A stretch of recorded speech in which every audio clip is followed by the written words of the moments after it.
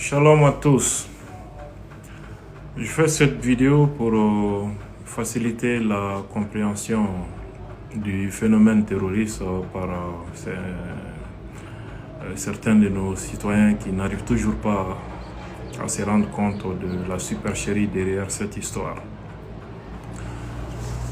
Alors, que ce soit au Sahel comme ailleurs, ce qu'on appelle terrorisme est tout simplement une fabrication. En bas de l'échelle, vous trouverez des bergers, des simples citoyens désœuvrés, des jeunes sans espoir, sans emploi, des citoyens frustrés qui ont des griefs contre l'administration publique, et également d'autres personnes qui sont très sensibles aux questions d'appartenance tribale et ethnique.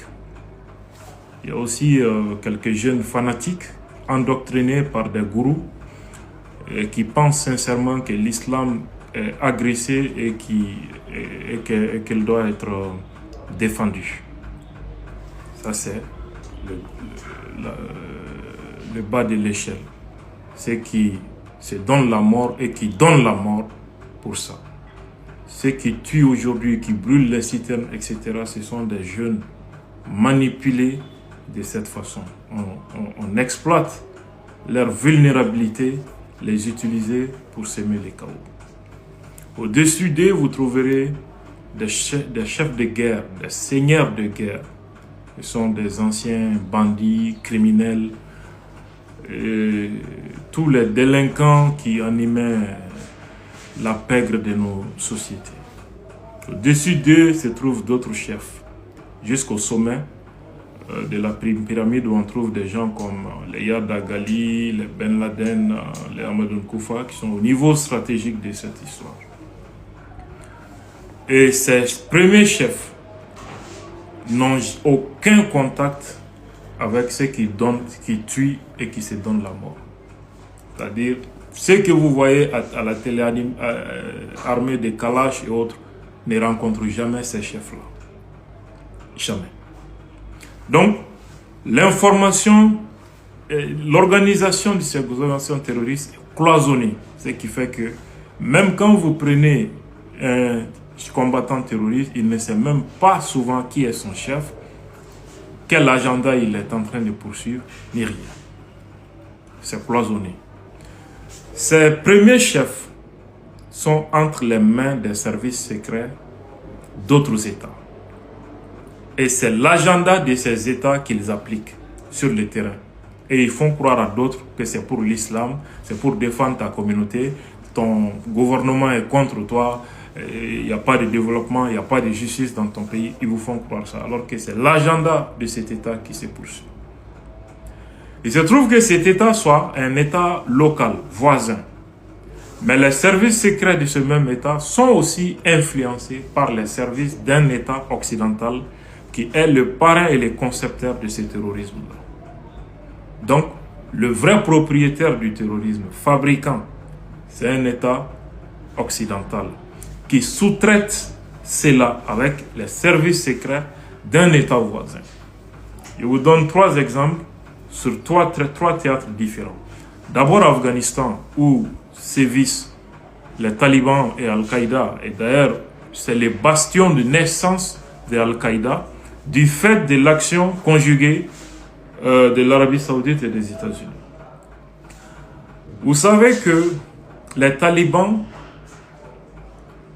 que les États-Unis prétendaient combattre étaient hébergés sur le territoire pakistanais, protégés, financés, armés par les services secrets du Pakistan. Au même moment, le Pakistan donne son aéroport aux États-Unis pour aller frapper les terroristes en Afghanistan. Une supercherie. Les États-Unis l'ignoraient-ils? Jamais. Ils étaient bel et bien au courant. Deuxième chose, les troupes américaines en Afghanistan étaient approvisionnées comment? Par des camions qui quittaient Pakistan pour Afghanistan. Et ces camions payaient des droits de passage aux organisations terroristes, les talibans et les membres de Al-Qaïda. Donc les États-Unis finançaient indirectement les organisations terroristes qu'ils prétendaient combattre en Afghanistan. Et à chaque fois qu'il y avait une petite tension ou incompréhension entre les États-Unis et le Pakistan, ces camions d'approvisionnement étaient brûlés par les organisations terroristes. C'est comme ce qu'ils sont en train de faire au Mali. Ça obligeait toujours les États-Unis à payer et à se conformer à la volonté du Pakistan et des terroristes. C'était sur les théâtres en Afghanistan et au Pakistan. Les États-Unis qui ont pour allié le Pakistan. Premier exemple. Sur les théâtres syriens, qu'est-ce qui s'est passé? La Turquie, pays voisin de la Syrie, abritait des avions de combat des États-Unis qui avaient pour objectif, selon eux, de combattre les terroristes. Au même moment, ces terroristes trouvent refuge sur le territoire turc. Leurs armes, marchandises, les drogues, y compris le pétrole aussi qu'ils prennent en Syrie, transitaient par la Turquie pour aller être vendus et financer les terroristes qui étaient en train de combattre le régime de Bachar el-Assad. Le tout sous contrôle des États-Unis. La Turquie le faisait pourquoi? Parce qu'il y a une partie de la Syrie que la Turquie s'est appropriée, accaparée, pendant que le régime syrien ne cessait de réclamer toujours. Ça, c'est l'une des raisons parmi tant d'autres. Je n'ai pas le temps aujourd'hui d'entrer dans tous les détails. Voilà comment les terroristes se finançaient, comment ils étaient armés, etc. Ils faisaient d'autres choses. Finalité, Bachar al-Assad chassé du pouvoir et ce sont les terroristes qui ont le pouvoir aujourd'hui en Syrie. Troisième théâtre, le Sahel.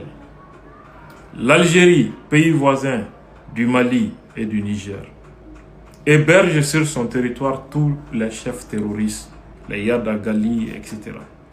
Depuis le début de cette histoire, de El Para, qui est un commando algérien, qui est français de par sa mère aussi, Abou Zeid, Yad Agali et tous les chefs du JNIM que vous connaissez sont aujourd'hui sur le territoire algérien. Leurs armes, drogues et d'autres marchandises transitaient par là. Les ressources naturelles qu'ils exploitent illégalement aussi sont acheminées vers l'Algérie.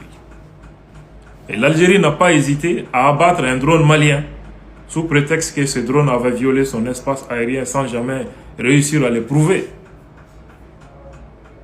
L'objectif était clairement de protéger ces chefs terroristes qu'il envoie contre le Mali et contre le Sahel, qu'il considère comme sa profondeur stratégique. Donc, on peut en déduire quoi? L'Algérie, c'est comme le Pakistan. Ce qu'est le Pakistan pour l'Afghanistan. Ce qu'a été la Turquie pour la Syrie. L'Algérie l'est aujourd'hui pour le Mali et pour le Sahel. Vous verrez que dans ce qu'on appelle terrorisme, il n'y a que des États qui les financent, qui les arment, qui les forment et qui les envoient pour déstabiliser d'autres pays. Pourquoi? Pour prendre possession des ressources naturelles stratégiques dont ils ont besoin.